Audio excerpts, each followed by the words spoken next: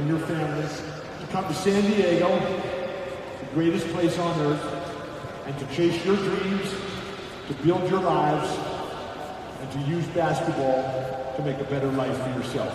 Who's got a ball? Who's got a ball? Anybody got?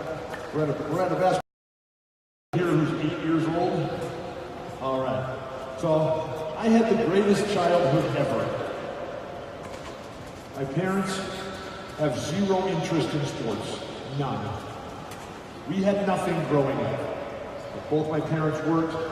We lived paycheck to paycheck, but we had everything. Because I had a basketball, I had my bicycle, and I had my skateboard, I had my books. My mom was our town's librarian, and I had a little transistor radio. And on that transistor radio, when I was 9 years old, I found a life well beyond my own narrow confines. In that, basketball was the easiest part of my life. Academics were the second easiest part. My challenges in life: orthopedic health. I was born with bad feet. When I was 14, I tore up my knee and to have a first operation when I was 14 years old, 1967. And then when I was 21, I was playing for UCLA. We hadn't lost a game in 5 years, and I broke my spine. Broke my spine playing basketball. I was low bridged by a guy and ended up crashing on the floor and broke my spine. So I had this broken body that kept me from realizing my dreams. But an even bigger challenge for me is that I am a lifelong stutterer, and that I could not speak. I could not say a word. I could not say hello. I could not say thank you until I was 28 years old. Now that I've learned how to speak a little bit, they make me bring a clock. And I promise what you guys want to talk about. We have a great moderator here in Dave. He's going to throw out some topics. He's going to throw out some ideas of what we can talk about to help you guys. But we're here for you. You know, one of the greatest challenges that we all face is you as basketball players, and please excuse the fact that my arm, I crashed my bike 2 months ago and my arm is just not working right.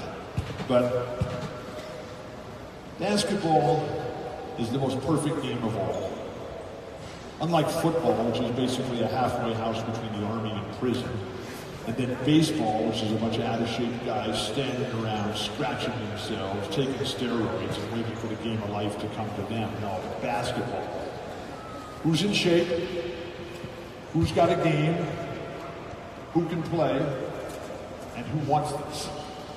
And so today, for the next however long you want to go, I am here to talk about the things that you want to talk about. And we're going to start with responsibilities. This camp is about you children. And so many of your parents have come to help you realize your dreams, to help you get a better life, to help you maybe get a college scholarship, to maybe learn life's great lessons of sport, how to win, how to lose, health, teamwork, overcoming adversity, how to deal with failure. But the real key is that you play for fun.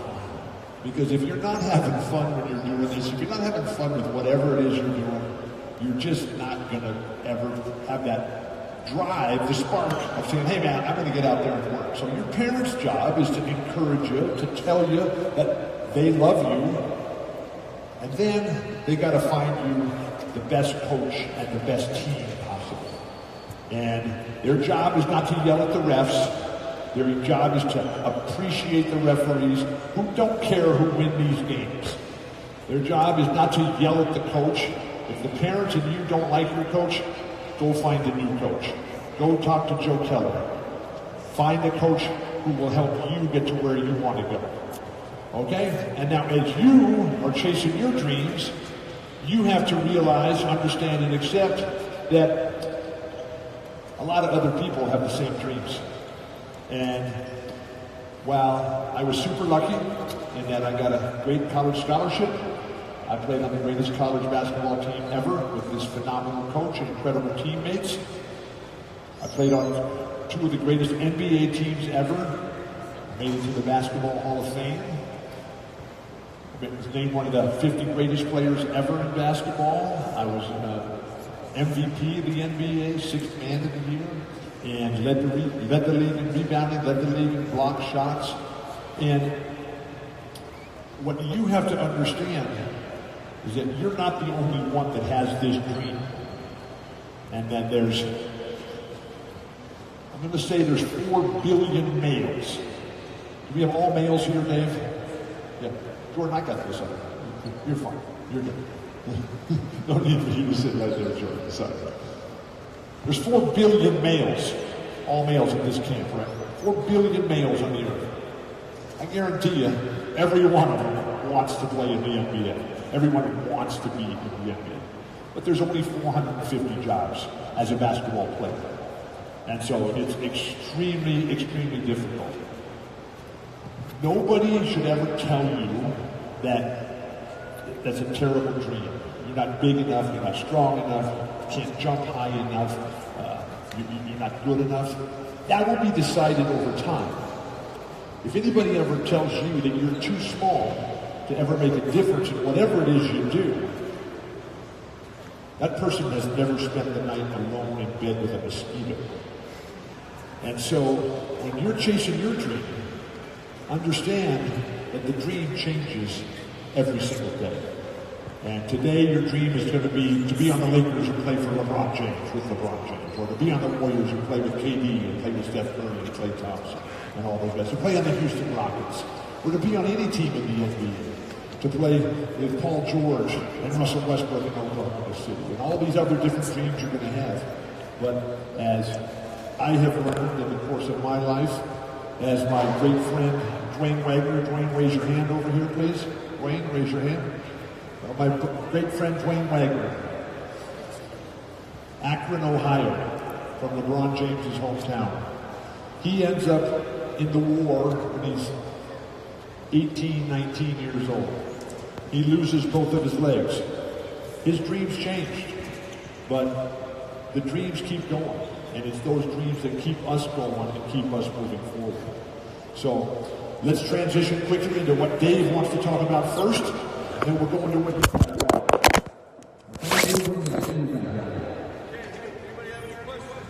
yeah, right here in the front row. We love people in the front row, man. Yeah. Who's the hardest player I've ever had to guard? The best player I ever played against by far was Kareem. Not even close. And not even just among the centers. Today, basketball has changed a lot. And one of the biggest changes ever is that they developed air conditioning. And so now you watch basketball games and people don't even sweat because it's 70 degrees inside the building. I love to sweat. I'm the third sweatiest player in the grade. He was not only the greatest center, but he was the greatest basketball player.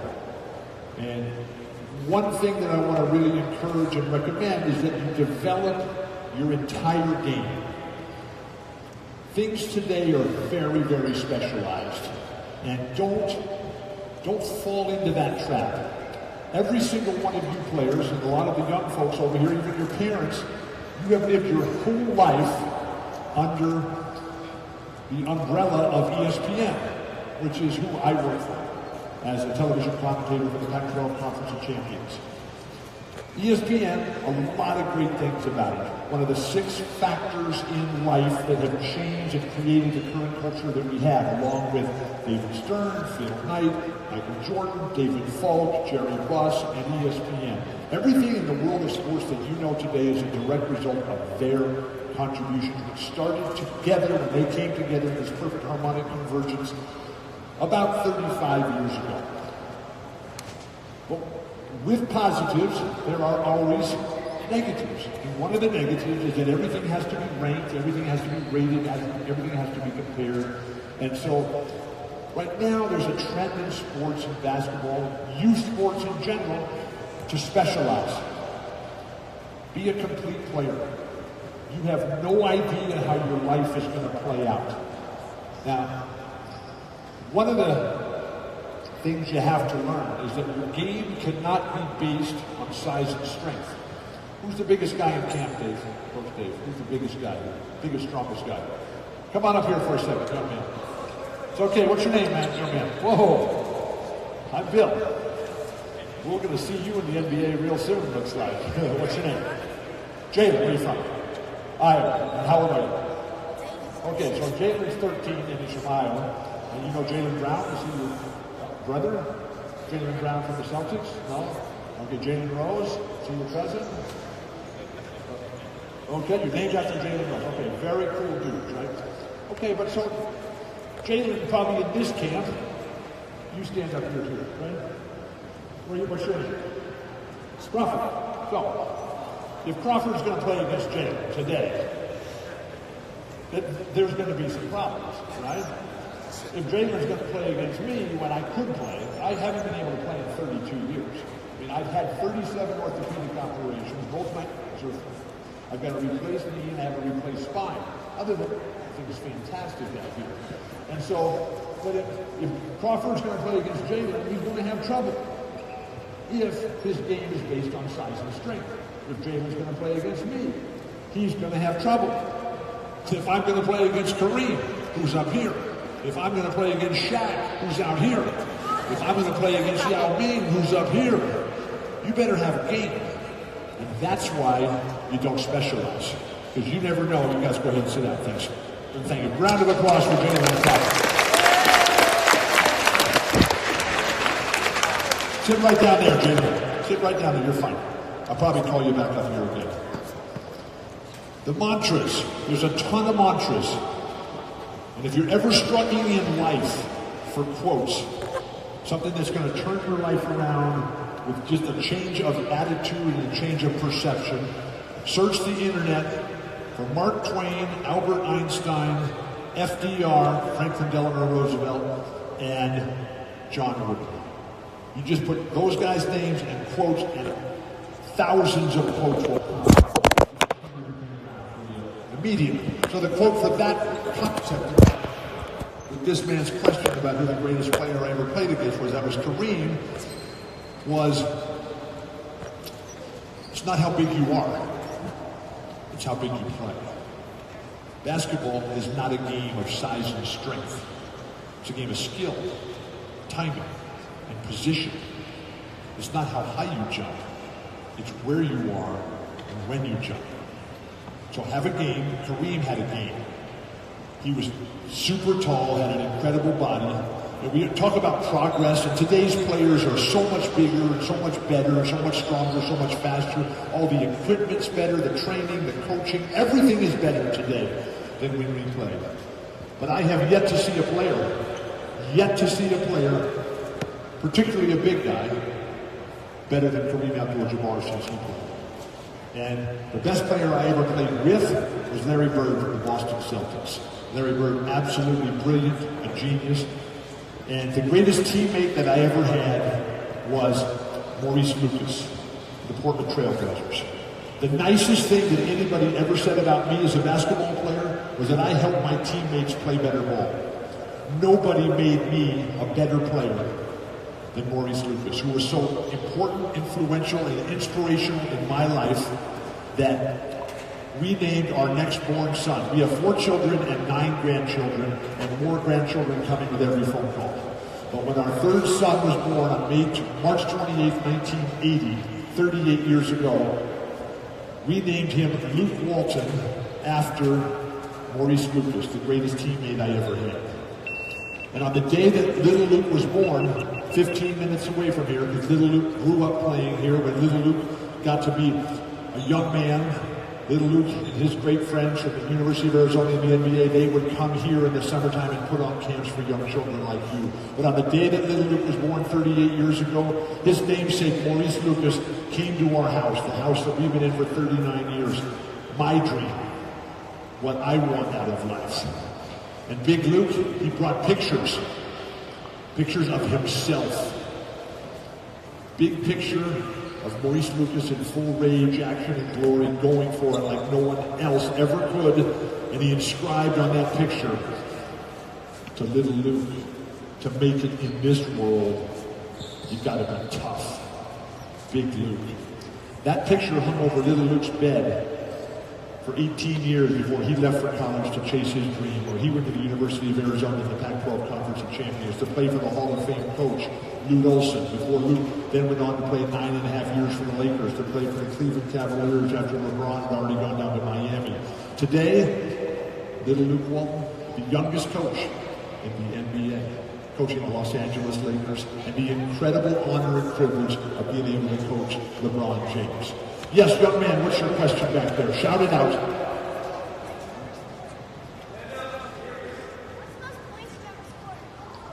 Excuse me? Most points I ever scored? 2,000.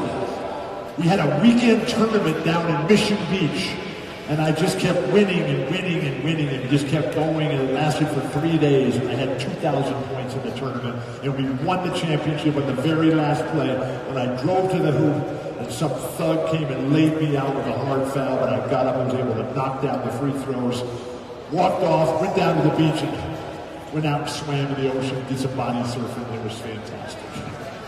But the most points I ever scored in a high school game was 50, and the most points I ever scored in a college game was 44. The most points I ever scored in an NBA game was 36. But I'm not a stat guy. I am about winning.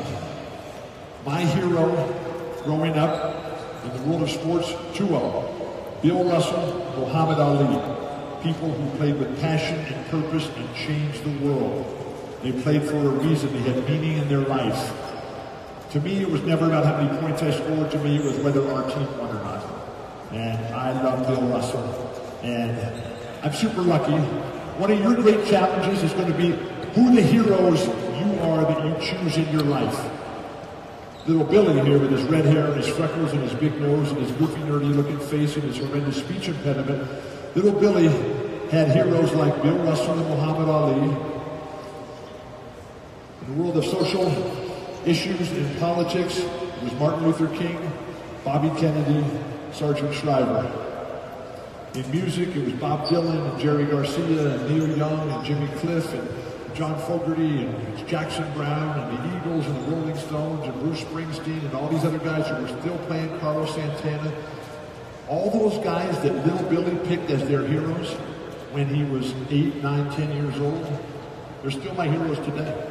I got to meet them all. The only ones I didn't get to meet were the ones that were killed, the ones that were shot down because they were trying to make the world a better place. Did that answer your question, young man? What was your question? I forget. Okay, let's get one from the front row over here. Yes, please. What was it like to play for Coach Wooden? It was a dream come true. That's what I wanted to do. Because John Wooden was this incredible force of nature who created the basketball culture that we have in Southern California. How many people here from Southern California?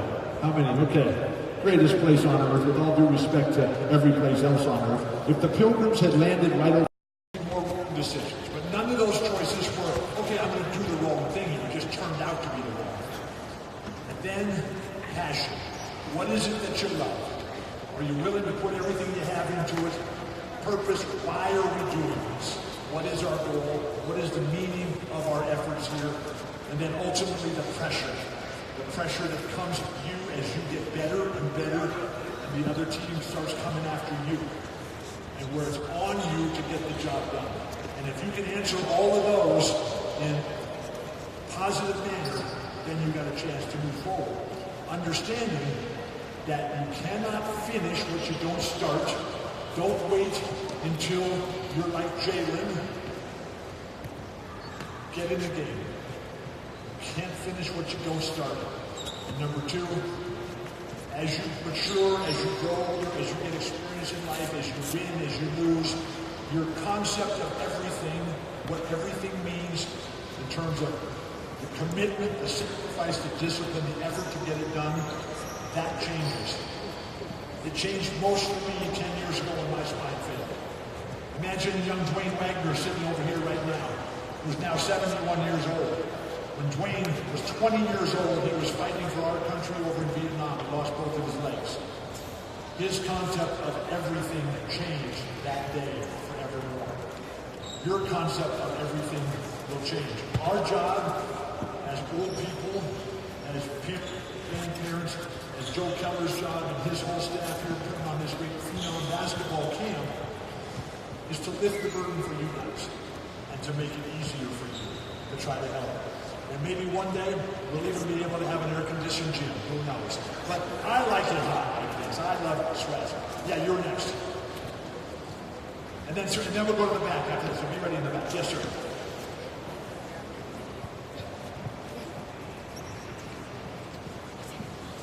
Okay. The question is my opinion of the evolution of the NBA and Smash Mouth basketball. Now, is Smash Mouth basketball, is that just the trash talking? Or is that a video game? Or what's changed is the culture, what's changed is the style. Now it's played off the dribble, and now, because of the changing culture and a lot of other things, in your life, you're being pushed to be individual. You're being pushed that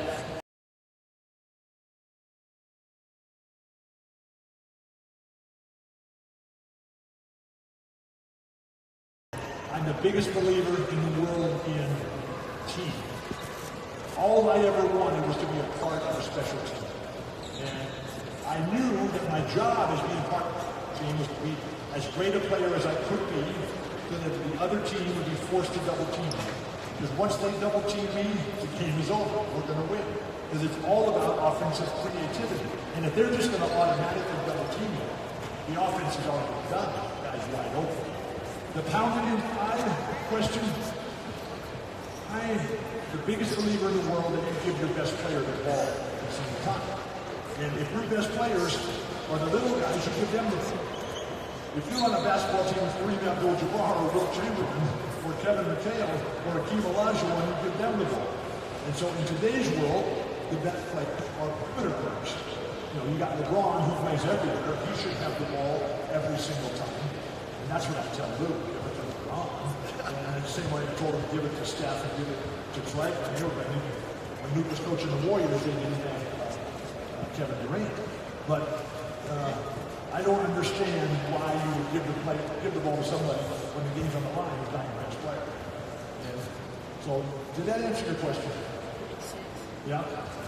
You want to follow up on that or not? Are you okay? Excuse me? I never shot a three. I made one three in practice in the last practice I ever played in. And it was right in Taylor's face, and I walked off the court, and it was fantastic. But I played to win. It makes no sense. Okay, let's talk about leadership for a second.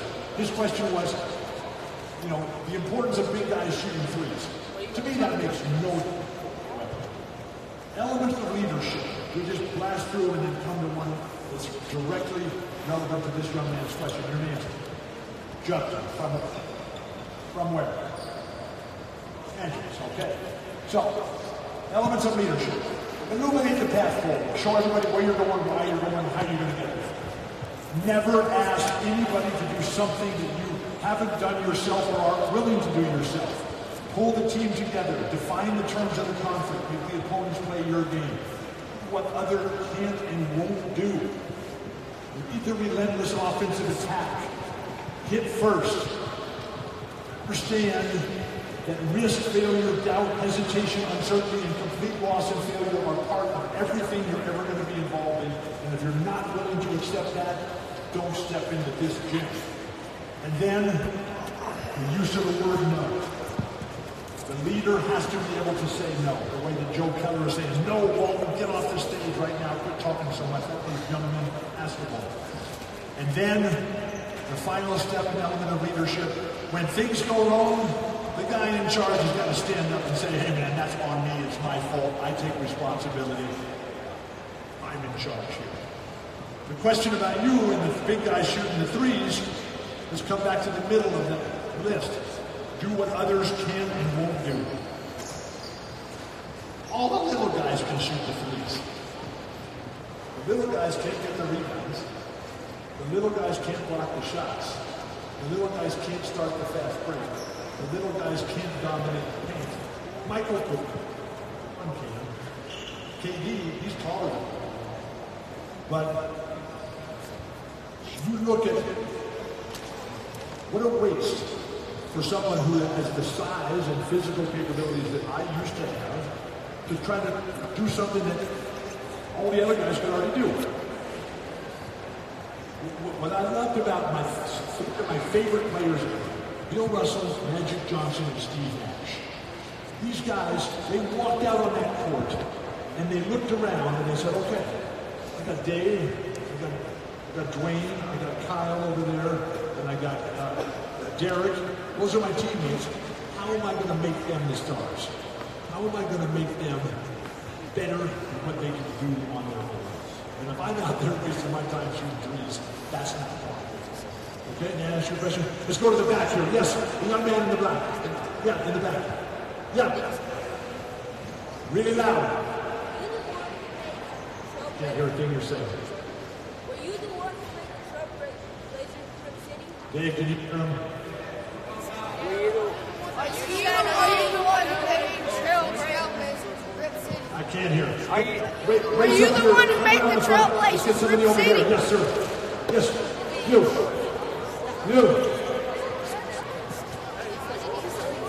What do you got? We have to be able to hear you. Be quiet. Be quiet. What's the question? What college? I went to UCLA. And there's no way I ever could have gone to UCLA without basketball scholarship. And, you know, we didn't have anything. We didn't have any money. We didn't have, you know, my parents worked all the time. And even though it was very inexpensive in a relative sense, to go to UCLA, couldn't, but I did get to go there. I was John Wooden's easiest recruit. I became his worst nightmare, and I drove the guy to an early 99. I loved going to UCLA. I never regretted my decision. They regret for me the scholarship. I want to say one real quick story here about the scholarships. Right? These are incredibly valuable goals to have. Anybody here ever heard of James Worthy? Parents can raise their hands too. Okay, James Worthy, one of the 50 greatest players ever, Finals MVP, Hall of Fame.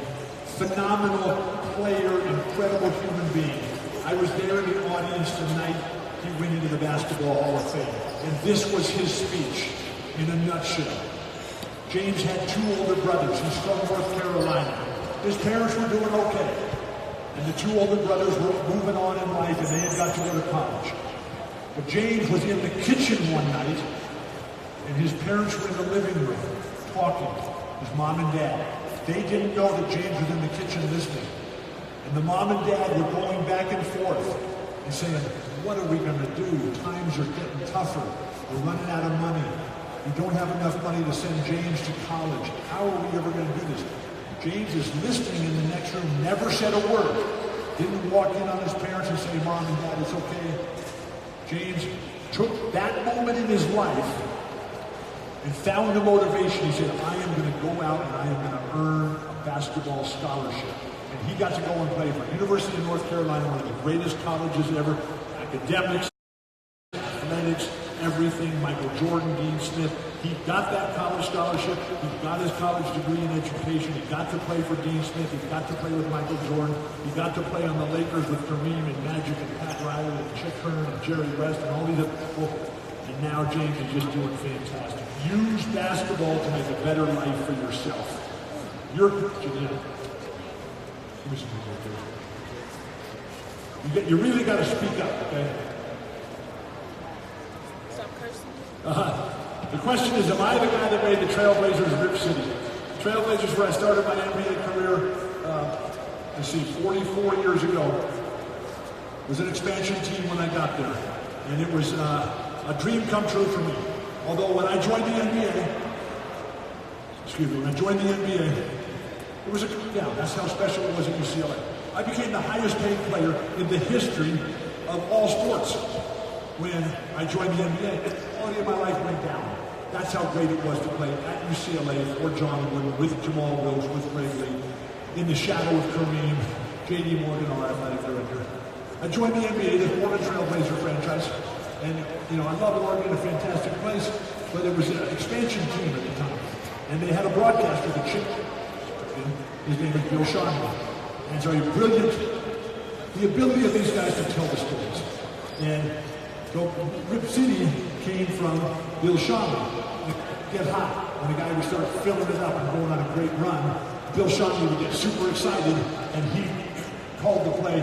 And that's Rip City, and the Blazers go on and win one more time. And I was lucky and privileged to be a part of it. I was part of 3 of the greatest teams ever. UCLA Bruins, we started there 48 years ago, the record still stands to this day. The Portland Trailblazers, we were the youngest team to ever win the championship to this day. And every year of the NBA, we're going on 70 years now for the NBA. That Portland Trailblazer team with Maurice Lucas, Lionel Hollins, Johnny Davis, Bob Gross, and Jack Ramsey, the youngest team to ever win. And then the Boston Celtics, my boyhood team. Bill Russell, Red Auerbach, all the guys, and I got to play with Larry Bird, Kevin McHale, Robert Parrish, Dennis Johnson, and Danny Ainge. And we had Larry and we had Kevin, and nobody else did. Did that answer your question? Okay? So listen to those radio announcers, man. They're the ones who are going to create that dream and hope in your lives. Let's come way over here. Yes, sir. Did John Wooden really tell us how to put our shoes and socks on? Yes, he did. And so this was, we thought he was crazy. But we didn't believe a thing he told us until we left. And so on the very first day of practice, we're all high school All-American players, right? And we're the hand-picked guys to come in and carry on the dream. UCLA's winning every championship, every game, setting the records, and we're next. And so we go in there, and Coach Wooden, the very first day, he says, okay, all you new guys, come with me. We think we're going to go in the locker room, he's going to draw up a special plays and give us some fantastic speech as to how to become great, right? We walk in there, and he says, man, this is how you put your shoes and socks on. And we looked at him like he was absolutely nuts. And then he took his shoes and socks off, and he's 65 years old, and he had the ugliest looking feet you've ever seen. Varicose veins, hammered toes, fungus underneath the nails. And then he would show us how to put our socks on properly with never a wrinkle so that you wouldn't get a blister, keep you out of action. Number 2, how to tie your shoes, put in your equipment. All the things in your control, you take total care of. Never let the things out of your control disrupt you and distract from your focus on the things that are in your control. He was the master of preparation. And so as our children were growing up, right, and they would look at me and, Dad, you're the worst dad ever. Dad, we hate you so much, Dad. You're the worst dad ever. Because all you ever do, Dad, is say no. Dad, we hate you so much, we're going to go to Notre Dame for college. And so, but as they were growing up, I would, I'm totally into this Coach Wooden guy, right? I mean, that's one of my main teachers ever. And I believe all this stuff, because I've lived it all, and it's worked for me. Anybody can memorize it, but to try to implement it, to try to put it into practice, that's the tough challenge. And so, as the children were growing up, and I'm taking my children to Coach Wooden's house to have him show them how to put their shoes and socks on, and he still has the fungus underneath the nails, and still has the varicose veins. We used to think that there was progress being made. But now, our children, with their children, are coming to me saying, hey, Dad, will you show our grandchildren, will you show your grandchildren how to put their shoes and socks on? And I'm writing on their lunch bags all the sayings, be quick but don't hurry, failing to prepare, preparing to fail.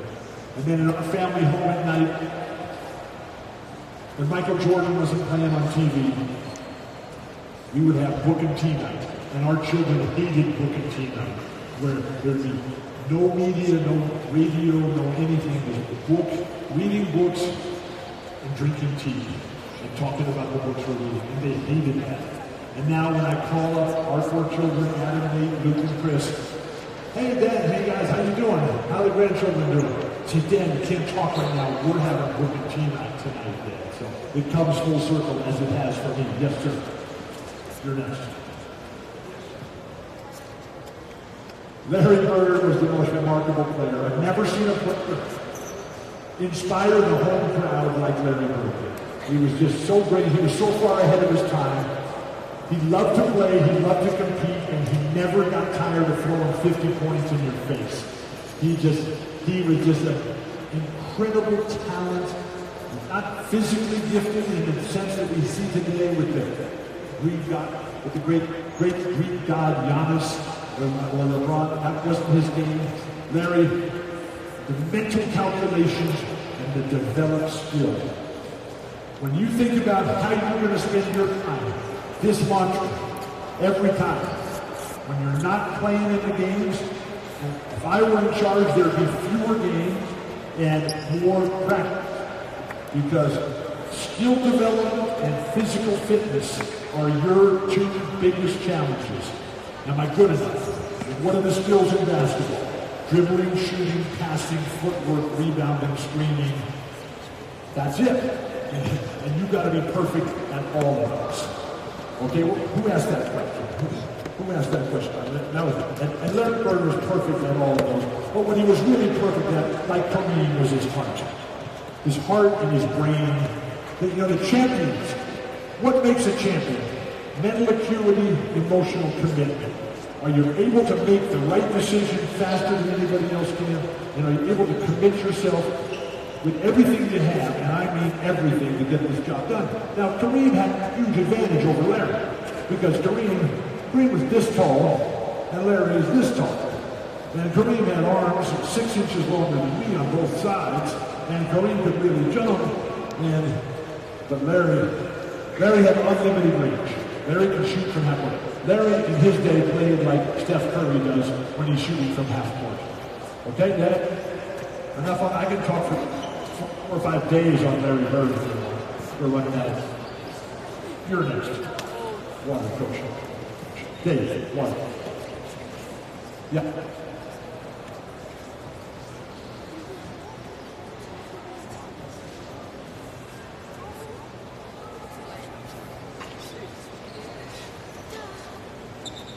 Okay. What's your name, young man? Erickson. Harrison. Like Harrison Ford. Like Harrison Barnes. Very cool. I'm a stutterer. I need short names. So, Harrison started by thanking me. And that's all very cool, and I appreciate that. But I thank you, because you guys give me the greatest life ever. And, I'm little Billy from San Diego, and I got the greatest life ever. And your question about what is more valuable? Offense, defense, mental, physical, spiritual, emotional. It's 100% Harrison of everything. And there's no difference. The great thing about basketball, there's no difference between offense and defense. Because your defense becomes your offense becomes your defense. And basketball for me was the perfect game. Because and I learned this from Bill Russell. And if you want to be great, you've got to study people who have been great. You've got to turn off that television. You've got to get on the internet and start reading about Bill Russell, Bill Chamberlain, Oscar Robertson, Kareem, Larry, Magic, Michael. All these guys built this incredible game. It took for them to become great. And what I learned from Bill Russell was, he's my favorite player ever, on and off, forever. And we're talking about LeBron and KD and Steph today, who are my favorite players today. And Bill Russell showed me the beauty of basketball is that on every play, you can make a positive contribution to your team's goal. And what is the goal? The goal will come right back to the role. Is his name? You're Justin. What was your name? Your name. You're Enoch, number 93. Yeah, what's your name? Oliver's question is about the role. The role is make your shot, keep your man from making his, and get the rebound. And so you make that effort, that contribution every single play, over the course of time, you win. But there's going to be times when the other guy is really, really good. And that is why Coach Wooden maybe taught us life's greatest lesson. We didn't know what he was teaching us, but he came up with his pyramid of success because he was not happy with the way that grades were given out in school and the way that success was measured. And so we have all learned over the course, and all that we're people, we have learned that what really matters is the effort. And you give us the effort, you show us that you care, you show us that you're willing to work at that, and everything will be fine. Did that answer your question, Harrison? Jalen, last question, and then you're next. Jalen. Can't hear you, Jalen. Going into a game, the preparation. Okay, so I live by the mantra. Again, all the mantras are from John Wooden. Failing to prepare is preparing to fail. I know what time that game starts. I know what time I have to be there. Most importantly, I know what time it starts. So my nutrition, my rest, and never discount the value of rest. Never discount the mental preparation, the mental calm beforehand. The 2 nights sleep before the big event. And you will learn your own routine as to how you prepare. But coming in, you're going to be having a plan. And this comes back to what the goal is. You know, okay, we're going to beat this team because we're just a lot better than they are. Or we're going to beat this team because even though they've great players, we're more committed to the values of team play. We're more committed to the values of physical fitness. We have spent the time, we are willing to sacrifice everything. We are willing to discipline ourselves. Discipline yourself so that others won't have to. And then you come in visualizing the mental visualization of how the plays work out. And I cannot impress enough the value of being in front of that mirror. In front of that mirror, taking your shirt off, and just look at yourself. Am I happy with what I see? Now, when you get old like me, that's really hard to do. When you're 13 years old, that's the greatest feeling in the world. Let's get going. So you come in and tell yourself, okay, I'm going to get 100 points, I'm going to get 60 rebounds, I'm going to get 30 assists, I'm going to block 22 shots. That's your plan coming in. That plan is probably going to change on the opening tip. And so you just got to be ready. The plan changes every second. And so just be ready. And that's why I constantly emphasize skill development and fitness are what you're working on to make you a better basketball player, working on your ball handling, your shooting, your rebounding. And are you working on your physical fitness so that at the end of the day, the other guy is standing like this, and he no longer wants to run up and down that court. And you're just saying, let's go. And I don't know. So what happens? What happens to people, Dwayne and me, when our bodies no longer work? We can still ride our bikes. And if you ever watch a great bike race, like the Tour de France, which is going to end tomorrow. Tomorrow's not the stage to watch because it's just ceremonial. But you watch a great bike race, and you'll see these guys, the toughest, the greatest, the most physically fit athletes the world has ever known. You go down here to Coronado, and you see the Navy SEALs, of which Dwayne was one, as a U.S. Marine. My first coach, the coach who made me the best player ever, Jack Ramsey, he was part of the first U.S. Navy SEALs program, where these guys are special warriors, and they're just training their body for that one moment. The moment of truth, we call it. It's here. The moment of truth starts when they put that ball in the air. Who can run? Who can play? Who's got a game? Who's in shape? Who's ready? Who's coming? Who's coming? And the discipline and sacrifice and honor of Kareem and Magic and Larry and Michael and LeBron, KD and Steph, Kobe just coming out and just putting it on you every single play. And then at the end, they're the champions, or you're the champions. And the guy who loses says, you know what? I did not spend enough time on my physical fitness and on my skill development. I was sitting around here thinking it was about strategy. No, man. Make your shots, keep your man from making his, and go get the rebound, and let's get running up and down the court. He's next, yes. You're next. Excuse me? Who's my favorite player? Who's my favorite NBA player right now? Well, the best is KD. I mean, they're two-time champions. They're two-time champions, and he's two-time MVP of the finals. And so, you know, but LeBron is fantastic. I love watching him. I love watching Steph Curry. Those are my three guys right now, at the top of the mountain in the NBA. And how about my Lakers, huh? Yeah. Go LeBron, go Luke. Let's go Lakers. Yes. Good deal.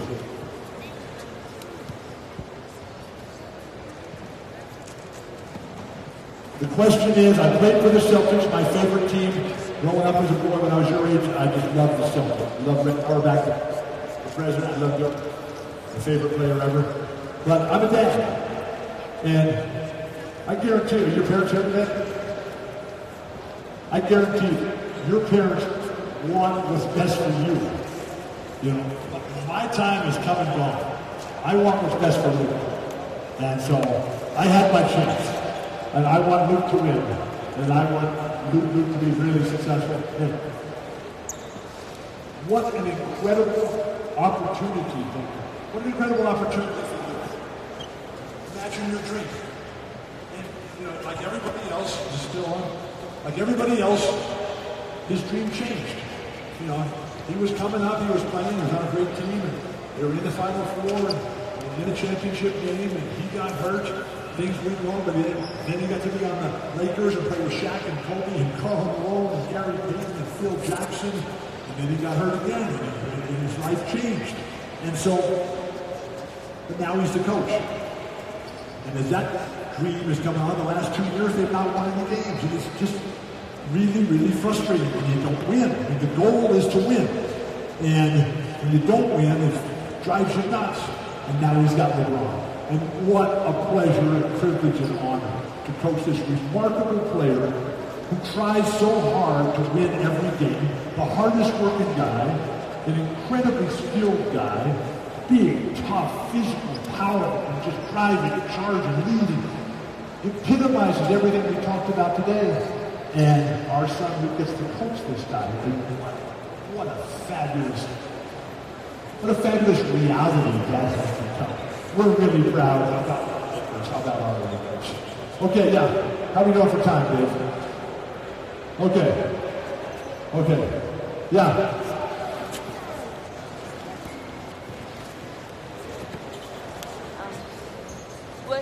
With your injuries, how hard was it to recover from them?